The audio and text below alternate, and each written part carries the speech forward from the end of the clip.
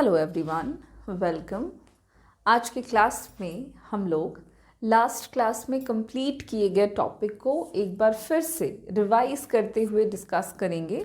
और हम लोगों ने लास्ट क्लास में डिस्कस करके कंप्लीट कर लिया है topic of budget receipts.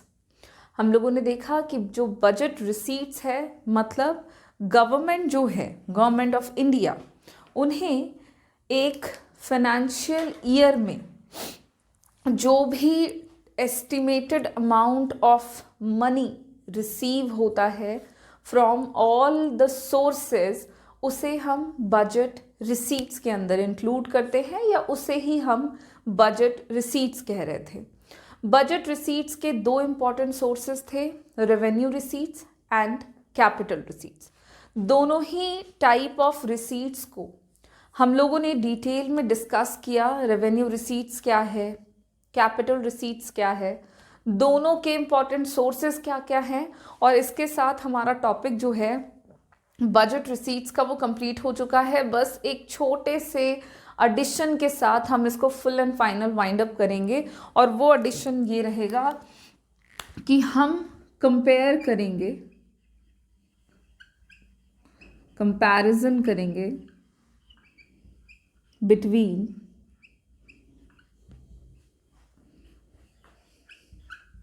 revenue receipts and capital receipts।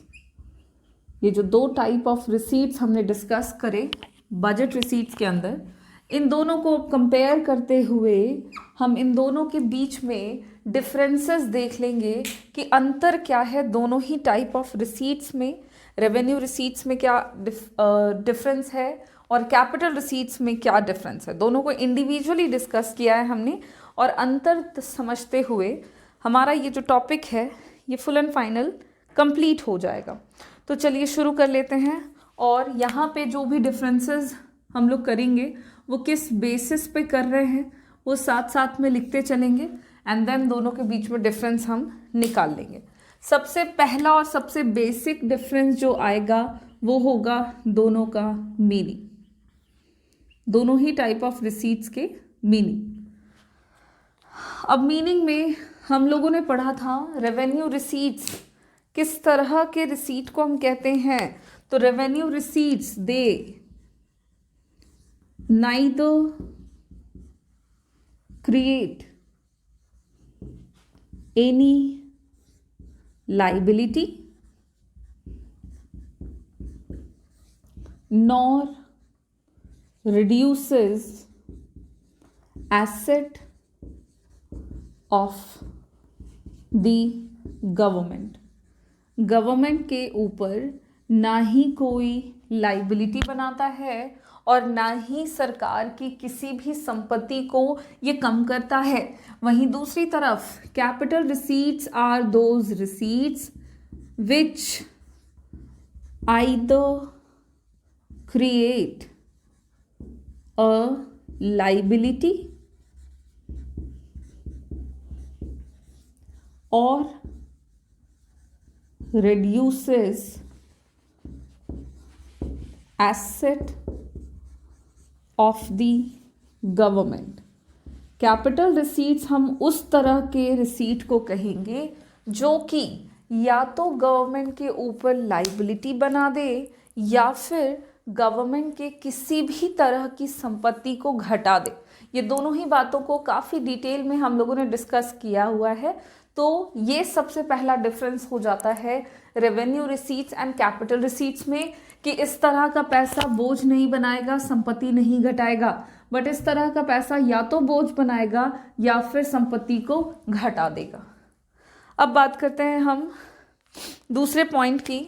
तो सेकंड बेसिस जो आप डिफरेंस निकालते हुए कह सकते हैं, और वो हो सकता है नेचर। अगर हम नेचर की बात करें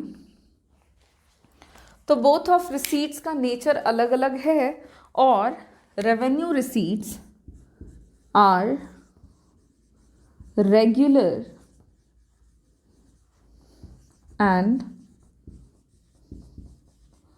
recurring in nature। Revenue receipts जो होता है ये रेगुलर होता है, या फिर इसको आप कह सकते हो कि ये रेकरिंग होता है नेचर में। मतलब इस तरह का पैसा गवर्नमेंट कंटिन्यूटी में रिसीव करते हैं। रेवेन्यू रिसीट्स के तौर पे जो पैसा मिलता है वो गवर्नमेंट को कंटिन्यूटी में मिलता है। वहीं दूसरी तरफ कैपिटल रिसीट्स आर इर्रेगुलर और नॉन रिकरिंग इन नेचर।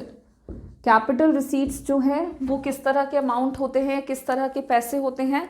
तो ये ऐसे पैसे हैं जो गवर्नमेंट रिसीव करते हैं, और रिसीव ये या तो इरेगुलरली करते हैं या फिर ये नॉन रिकरिंग होगा नेचर में।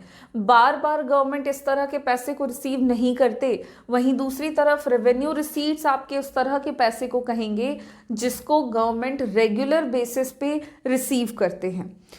नाउ नेक्स्ट पॉइंट जो है डिफरेंस का आप कह सकते हो, and that will be future obligation. What is the meaning of future obligation? तो फ्यूचर ऑब्लिगेशन कहने का मतलब हुआ कि भविष्य में किस तरह के पैसों से सरकार के ऊपर एक तरह का ऑब्लिगेशन क्रिएट हो जाता है, एक तरह का गवर्नमेंट का कर्तव्य बन जाता है, या ऑब्लिगेशन को आप कह सकते हो एक तरह की लाइबिलिटी, बोझ एक तरह का। अब वो किस तरह के पैसों में होता है? तो in case of revenue receipts there is no future obligation to return it। Revenue receipts के केस में ये जो है इस तरह का पैसा है कि हम इसको रिसीव तो करेंगे, लेकिन उसके बदले में हमारे ऊपर किसी भी तरह का कोई भी फ्यूचर ऑब्लिगेशन नहीं पड़ेगा कि हमें ये भविष्य में लौटाना पड़ेगा।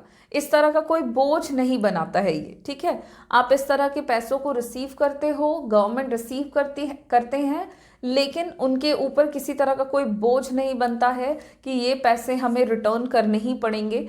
ये पैसा एक बार आपने रिसीव कर लिया एंड दैट्स इट, कोई लाइबिलिटी नहीं बनेगी, कोई ऑब्लिगेशन नहीं बनेगा।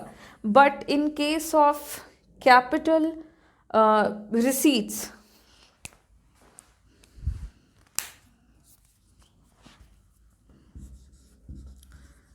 in case of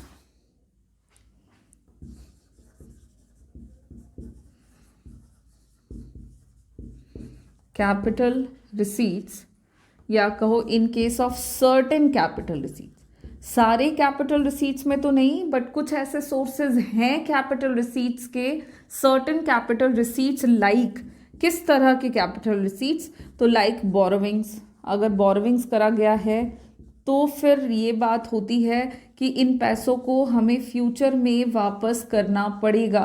ठीक उसी तरह से स्मॉल सेविंग्स अगर लोगों के द्वारा किया जाता है और गवर्नमेंट पैसा रिसीव करते हैं, तो फिर उस स्थिति में गवर्नमेंट के ऊपर लाइबिलिटी है कि उन्हें इन पैसों को वापस करना पड़ेगा। So in case of certain capital receipts there is future obligation, there is future obligation to return it। देखिए, in case of certain capital receipts जैसे कि borrowing, small savings, future obligation बन जाता है कि भविष्य में इन पैसों को रिटर्न करना पड़ेगा। तो ये भी एक डिफरेंस है important between the revenue receipts and capital receipts, कि रेवेन्यू रिसीट्स के तौर पर अगर आप पैसा रिसीव करते हो, प्राप्त करते हो, आपको किसी भी तरह की कोई ऑब्लिगेशन नहीं लगती है कि आपको फ्यूचर में इन पैसों को रिटर्न करना पड़ेगा। वहीं दूसरी तरफ अगर आप कैपिटल रिसीट्स के तौर पर पैसा रिसीव कर रहे हैं, प्राप्त कर रहे हैं, तो कुछ ऐसे सोर्सेज होते हैं कैपिटल रिसीट्स के जिनके केस में आपके ऊपर लाइबिलिटी बन जाती है, ऑब्लिगेशन बन जाता है भविष्य में कि हमें इन पैसों को वापस करना पड़ेगा।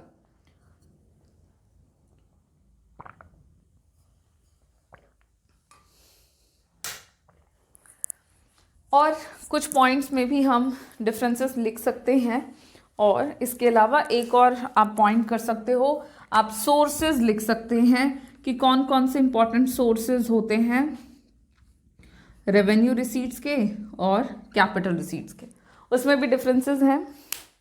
रेवेन्यू रिसीट्स के इंपॉर्टेंट सोर्सेज में दो आता है, याद करें हम लोगों ने डिस्कस किया है हमारे लास्ट क्लासेस में, tax revenue and non tax revenue. इन दोनों में बहुत सारी चीज़ें आ जाती है। Tax revenue includes direct taxes, indirect taxes, वहीं पे non tax revenue includes interest, profit, dividend, fees, fines, penalties, gift, grants, तो ये सारी चीज़ें आती हैं। वहीं पे अगर हम कैपिटल रिसीट्स के सोर्सेज की बात करते हैं तो कैपिटल रिसीट्स के सोर्सेज में आ जाता है बोरोविंग्स, उधार, बोरोविंग्स के साथ साथ आपका आ जाता है डिसइन्वेस्टमेंट,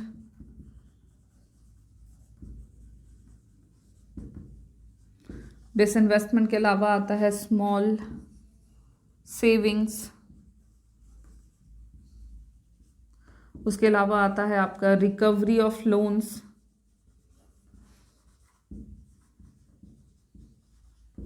ETC।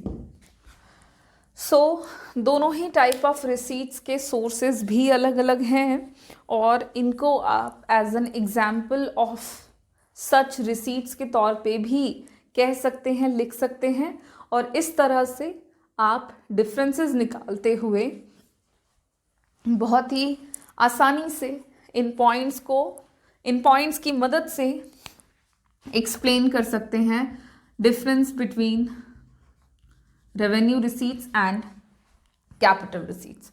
तो इसी के साथ हमारा जो बजट रिसीट्स का टॉपिक है वो कंप्लीट होता है। डिफरेंसेस करने को आएंगे तो आप बेसिस याद रखोगे, ये नहीं भी लिखोगे तो चलेगा, बट डिफरेंसेस किस बेसिस पे लिख रहे हो ये आपको याद करने में आसानी हो जाएगा अगर आप इनको इंक्लूड कर देते हैं तो यहाँ पे ये टॉपिक कंप्लीट। नेक्स्ट क्लास में हम शुरू करेंगे बजट एक्सपेंडिचर टॉपिक को। बजट एक्सपेंडिचर क्या है, बजट एक्सपेंडिचर के सोर्सेस कौन कौन से हैं, या उसके क्लासिफिकेशन कितने तरह से किए जाते हैं, उन सारे पॉइंट्स को हम हमारे नेक्स्ट क्लास में डिटेल में डिस्कस करेंगे। आज की क्लास को हम यहाँ पे फिनिश करते हैं। Thank you.